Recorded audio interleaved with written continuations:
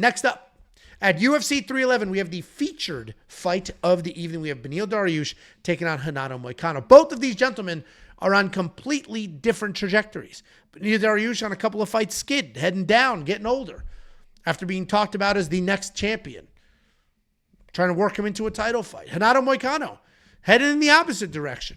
A couple of wins in a row, come from behind wins in some cases. All of a sudden got on the mic, really showed the world his personality, and he's just shooting to the top here. And if you believe in those tracks and those paths, and if you're one of the people that says, oh, the UFC wants, the UFC's plan, well, then you've already made up your mind.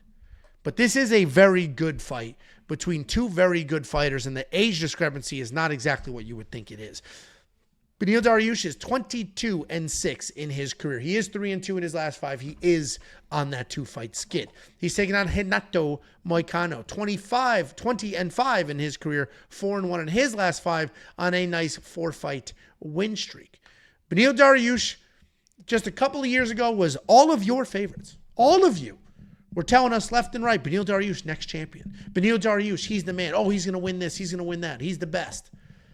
And now here we are, just 2 years later. 2 losses to the former world champion and a potential next world champion. And now everybody thinks Beneil sucks. The reality is Beneil Dariush is a former no-gi BJJ world champion.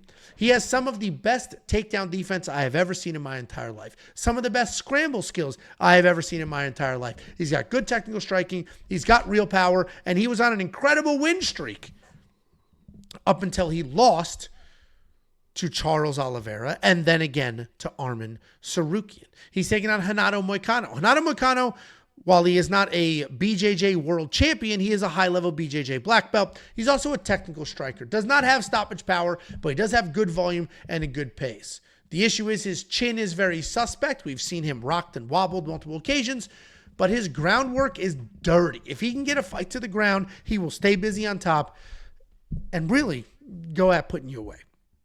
This is a tough fight to pick.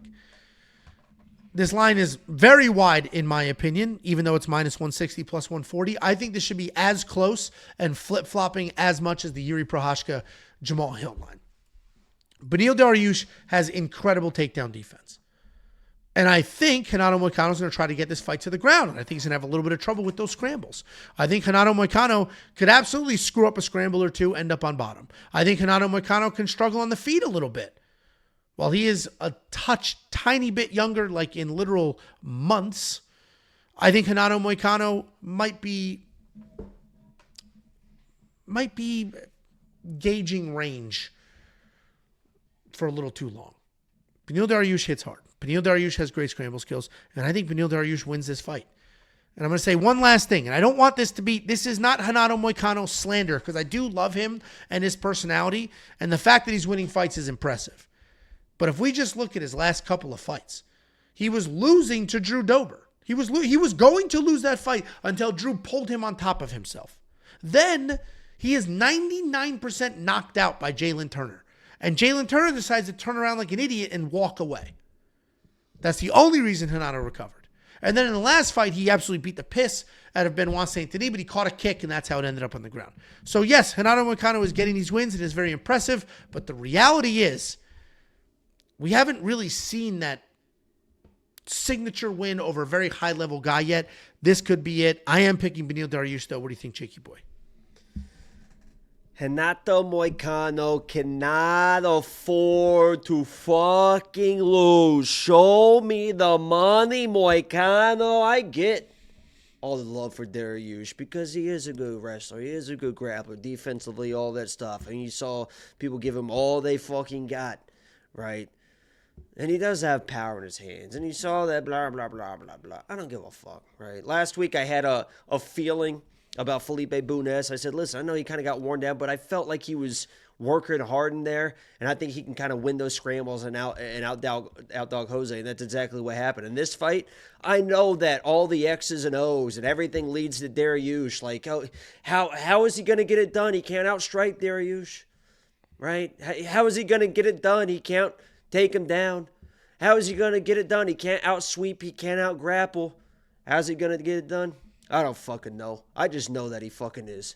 I'm going with Renato Moicano to fucking just get it done because he's going to figure out a way because he cannot afford to lose, and I'm riding the train like that. Renato Moicano is my pick and my bet. No! Not right now. I opened this up with the trajectory thing, and there is something to be said about that. That is the one thing that worries me. I mean, you lost 2 fights in a row. Very few people just at 35 years old just turn it back around and head in the right direction. Where Moicano's on 4-fight win streak. He's on the way up. And Beneil did mention if people are saying he's talking about retirement. I don't know if I don't know if I would interpret it that way. He basically said if I can't beat Moicano, I need to be done. I don't know if that's quite the same as I'm going to retire. You know what I'm saying? That's more of a, I don't know, more of a hyperbole than it is like I'm leaving. I'm thinking of retiring. I only got 2 left. That's more of a, I'm probably done here if I can't beat this guy. Dustin Poirier has been talking about retiring for 2 years, and he's looked very competitive in his last couple fights. So I wouldn't put a ton of stock in that. This is going to be an interesting fight. I'm looking forward to it. It matters very, very much. I did not bet it as well because while I do think Beneil wins, it's not quite a sure thing. 2-fight skid hasn't looked fantastic because he is getting finished in those losses. We do have $7,500 in DraftKings Fantasy versus $8,700. And again, this is tricky because if you're on the Moicano side, it could potentially look like the Benoit Saint Denis fight. If Moicano gets on top, he's just going to rain down. And I don't think Beneil's jiu-jitsu is going to matter at that point if he's eating elbows. But if Moicano can't get those submissions and he's stuck playing a sloppy back-and-forth game like he was against Drew Dober, it may not go as well for him either. So I am on the Beneil Dariush side. $7,500 is a very appetizing number in DraftKings Fantasy.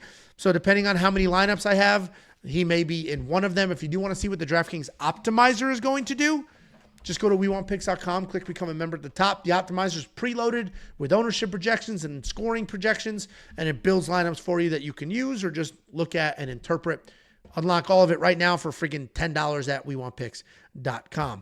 $1.99 super chat from Bogdan Svitin. I forgot to read this before. It said Bogdan Guskov buy whatever he wants. Thank you very much for that. And then there was this comment. JJ said $10 for 3 different picks and over-unders is a good deal. He's describing premium, and when he says 3 picks, he means 3 different people. It's not 3. It's 5. It's me, Jacob, Artem, Sam, and then an artificial intelligence. So there's 5 different cappers, if you will, picking fights. And then on top of it, we have the tools and everything else. So thank you for that.